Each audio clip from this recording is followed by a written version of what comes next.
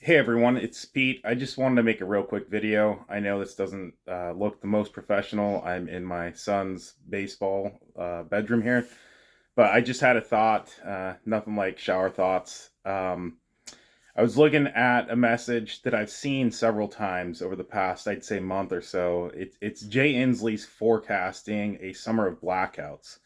What hit me this morning was the fact that under revised Code of Washington 43.06.220, which are the governor's emergency powers, is one of the elements that he can declare a perpetual, or at least a state of emergency that he'll make perpetual, is an energy emergency.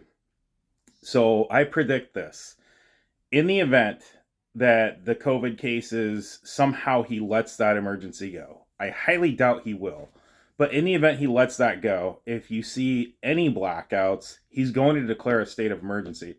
Now, we know under RCW 4306 that he's required to cease the state of emergency once that state of emergency is restored to the geographical location. Now, again, based on the 2.5 years of the COVID pandemic, he's going to likely declare that state of emergency and keep it perpetual. So I'm just issuing this as a voice of warning. One, I don't believe we will get out of the COVID state of emergency, but in the event that we do, pay attention to these quote unquote energy shortages and blackouts, because I believe that's his next step for state of emergency.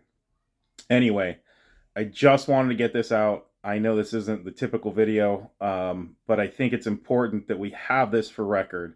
That in the event that there are blackouts, I predict that the governor is going to declare a state of emergency. So let's be prepared for that. Yeah, I've got a lot of thoughts here, but that's what I wanted to get out right now. Have a great Saturday. Thanks for your support. Don't hesitate to do everything you can to keep praying and supporting us. We will keep fighting for you. Again, have a great Saturday. Have a great weekend. Thanks.